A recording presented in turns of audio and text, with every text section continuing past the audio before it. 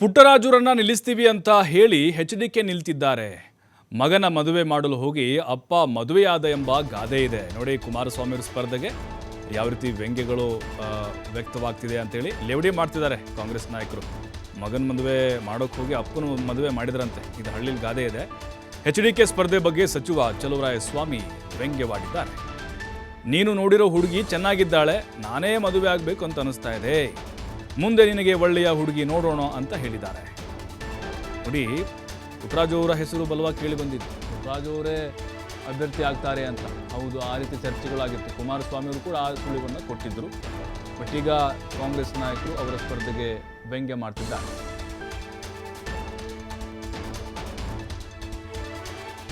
ಪಾಪ ಪುಟ್ಟರಾಜು ಕೈಲಿ ಸದನ ಮಾಡಿಸ್ತಾರೆ, ಎಸ್.ಎಂ. ಕೃಷ್ಣವ್ರ ಮನೆಗೂ ಕಳಿಸ್ತಾರೆ, ಚುಂಚನಗಿರಿಗೂ ಕಳಿಸ್ತಾರೆ, ಧರ್ಮಸ್ಥಳಕ್ಕೂ ಕಳಿಸ್ತಾರೆ.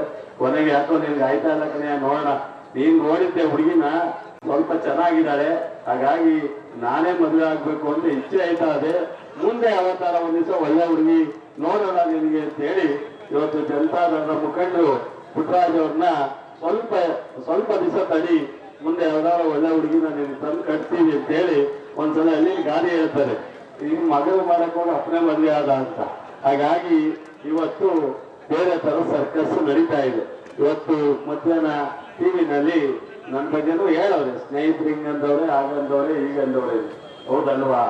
ಕಳೆದ ಒಂದು ತಿಂಗಳಿಂದ ಸತತವಾಗಿ ಪಾಪ ಪುಟ್ಟರಾಜು ಕೈಲಿ ಸದನ ಮಾಡಿಸ್ತಾರೆ, ಎಸ್.ಎಂ. ಕೃಷ್ಣವ್ರ ಮನೆಗೂ ಕಳಿಸ್ತಾರೆ, ಚುಂಚನಗಿರಿಗೂ ಕಳಿಸ್ತಾರೆ, ಧರ್ಮಸ್ಥಳಕ್ಕೂ ಕಳಿಸ್ತಾರೆ.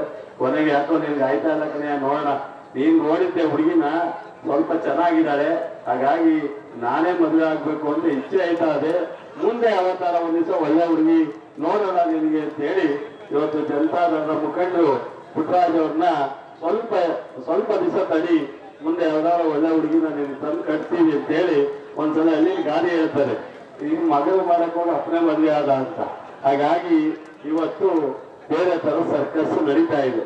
ಇವತ್ತು ಮಧ್ಯಾಹ್ನ ಟಿವಿನಲ್ಲಿ ನನ್ನ ಬಗ್ಗೆನೂ ಹೇಳವ್ರೆ, ಸ್ನೇಹಿತರು ಹಿಂಗಂದವ್ರೆ, ಆಗಂದವ್ರೆ, ಈಗಂದವ್ರೆ, ಹೌದಲ್ವಾ?